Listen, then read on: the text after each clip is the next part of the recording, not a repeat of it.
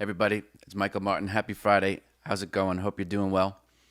So I know the volume on one of the mics was a little low for on Wednesday's episode, so we'll get on that. We'll fix it. Just growing pains, but we're on top of it. Appreciate it. Today I want to talk about something that I live by, and it does come up in both the mastermind and the group. I know I was going to tell you the differences, but I just don't feel like doing that today. Maybe I'll do it. We'll do it Wednesday with Ganja or the week after. I want to stay on the theme of self improvement and what you can do for free here. And it's something that I say to myself. I don't think I came up with it, but it's something that I live by. And the saying is progress, not perfection. It's true for everything in life, right? I mean, perfection is hard to find. You might have the perfect trade, but you really wouldn't know it until after the fact. You're looking for the perfect partner, boyfriend or girlfriend or spouse. I don't know that perfection actually exists. I think if you make a list of the 10 things that you're looking for in a partner and you can find 6 or 7 of them, you're probably cooking with gas, as they would say. But do what you think is best.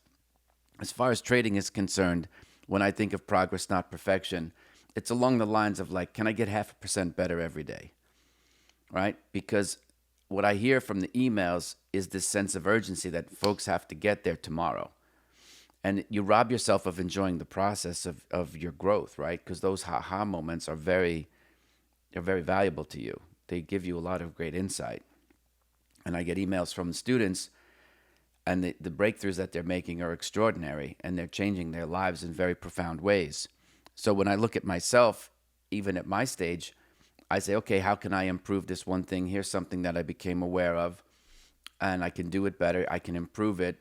Take a shot at improving it. Maybe the first time is a strikeout. Maybe the second time's a strikeout.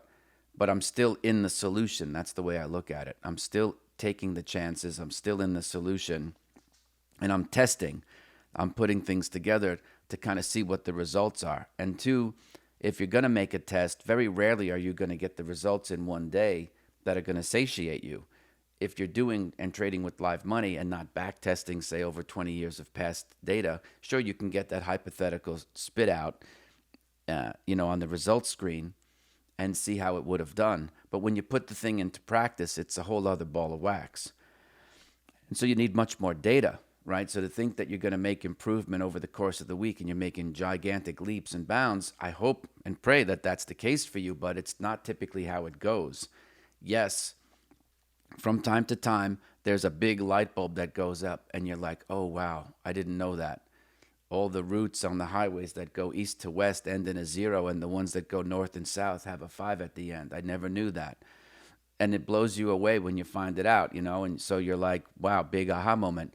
I hope you have those, but they're few and far between. They require a lot of work, a lot of insight, a lot of personal work, a lot of experimentation, especially with real money. And so suppose you could improve your own account 0.5% a day. What would that mean for you? How would you feel about it? Would you feel excited, or is it meh? It's not big enough, right? Because I don't think in terms of dollars. I don't think you should either. I don't care what instrument you're trading. I just feel like think in percentages. It'll help alleviate, especially if you're coming out of, blue collar despair or a working class background, and you have to deal with, getting out of the idea of like, wow, you just lost $300 or some nominal amount of money, and then thinking of what that money could have bought, right? You have to get out of that thinking, and one way that you can do that is to think in terms of percentages. Two, it allows you to be, if you get used to it, it's not going to happen on day one, but if you think of your R, right, your risk unit as a percentage of your capital, call it 1/4 or 1/2 of 1% of your capital, then you don't have to become married to any one particular trade. Now, I know that's going to be hard for those of you who, yes, I sometimes make fun of, who are, trying to just trade stock index futures. And damn it, if you don't find it in the daily chart, you're going to downtime it until you find something that looks recognizable. I feel like that's a mistake and you're forcing the issue. But I feel like if you could grow your account by 1/4 of 1% or even 0.5%, like what do we have, about 250 trading days, right?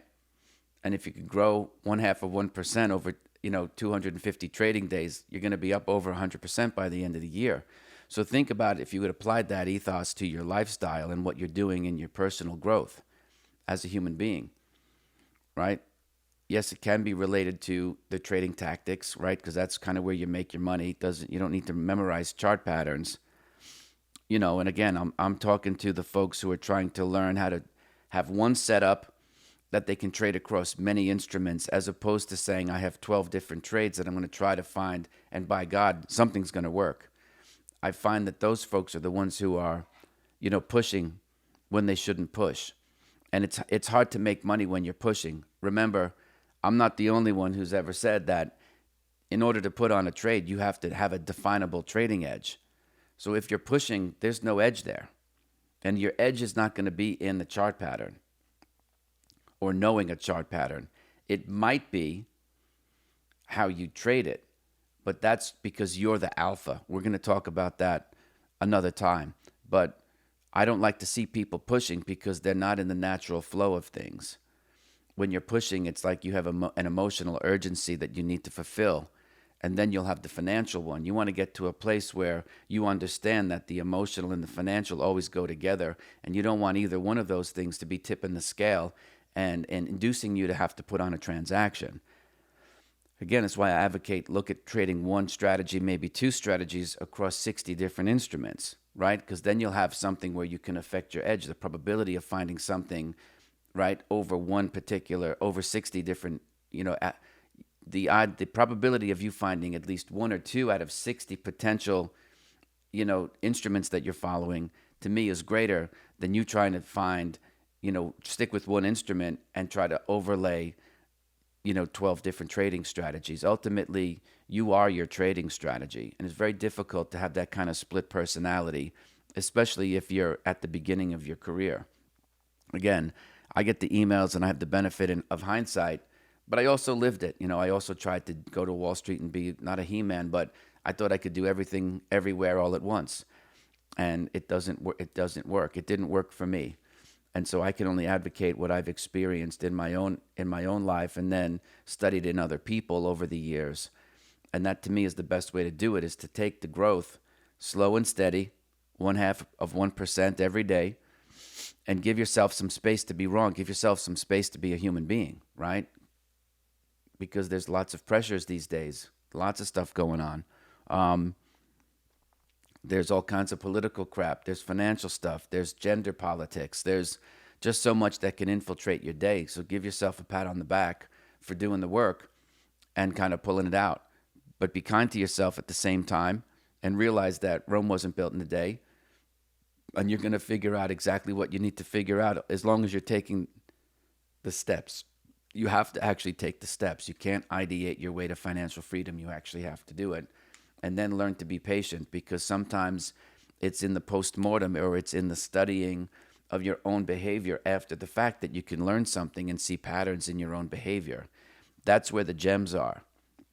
That to me is where you can start to pan for the gold and start to uncover where your alpha might be, where your edge, your trading edge might be.